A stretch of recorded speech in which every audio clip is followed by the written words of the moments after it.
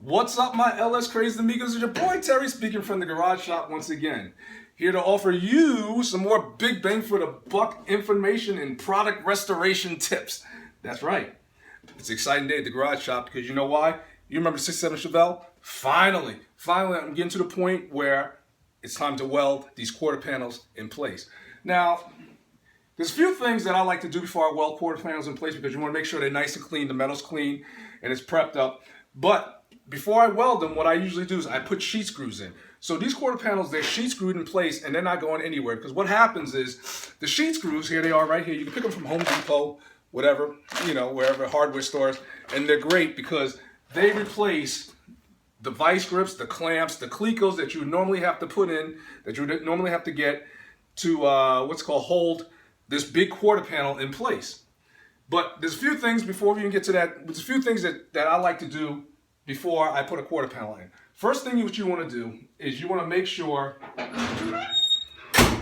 the gaps are crisp. I had to put the trunk on just to make sure it lines up because like right now I have flexibility with the quarters, flexibility where I can move them in, move them out, and right now, look at the gap, looking at the gap.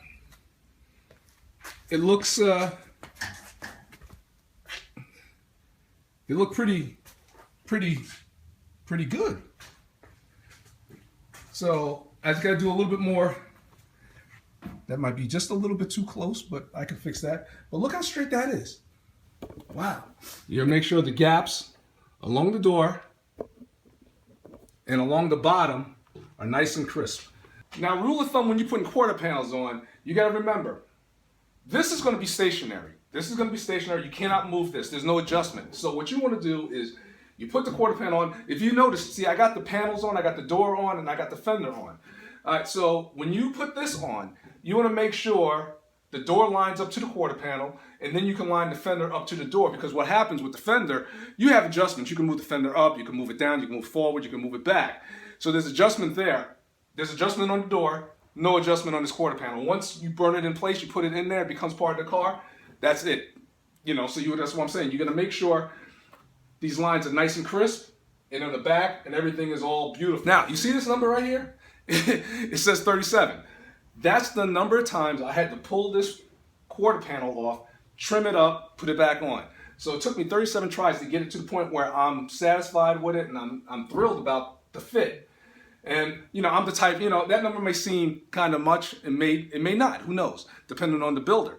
But I'd rather take this thing off as many times as possible, and at the end of the results say, well, I didn't need to take it off that many times, then say, well, at the end of the results, well, I wish I kind of took it off and trimmed it off a little bit more, because like I said, one shot deal, once it's burnt in, that is it. So you want to make sure that this is really crisp. And like when getting back to those sheet screws, like I said, the sheet screws, what they do is they hold the quarter panel in place, because what's going to happen when you start welding, the metal's going to want to move. All right. So these sheet screws, what they do is they hold it in place, and that way you can weld. And it also, they put the metal together, because you have space between the metal, you're not going to have strong weld. So you want to make sure that metal is up against each other as tight as possible, so you can get a really good weld and good penetration and everything. So that's what it's all about, is getting a good weld to hold this quarter panel onto the car. Now let me give you an example of just how many spot welds are holding this quarter panel onto this car. Here we go. Counting from the back of the car. You got about 4 spot welds that hold this piece on. And then you got 9 spot welds all along here where the tailpan extension goes. All right. And then you got underneath the car, you got about 9 spot welds right here.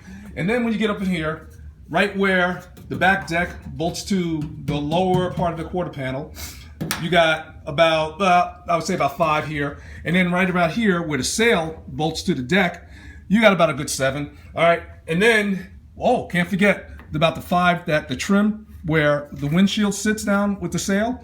You got about 5 there. And then you're going to have about 12 that hold the wheel, the inner wheel housing to the quarter panel.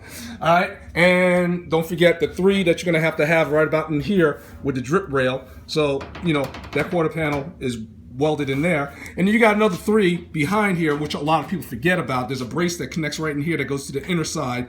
So you got 3 there. And then this is where it really, really gets interesting. You got about 7 that hold the lower quarter panel to the top of the rocker. And then you got about 30. See, I remember the number there. You got about 30, which is all along here. You got spot weld, spot weld, spot weld, spot weld, spot weld all around here. You got spot welds all around here. Spot weld, spot weld, spot weld. Spot welds down here at the lower. And then you got spot welds that hold the striker piece in place, and you got spot welds there. Fun. So now if my arithmetic is correct, that's about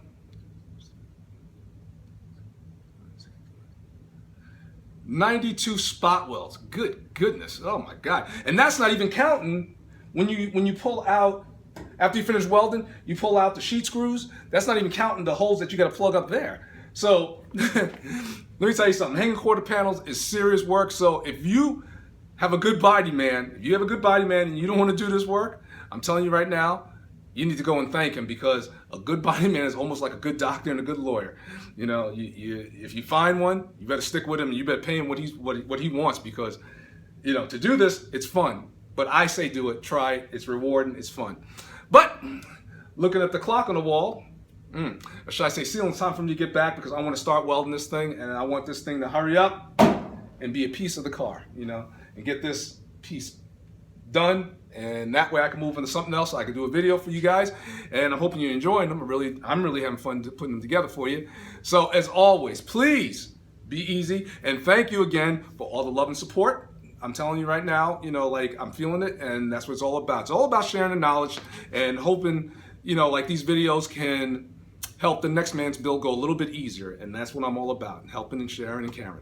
All right? So until the next time we see each other, please, as always, like I said, be easy, and I will catch you guys a little later. Take care.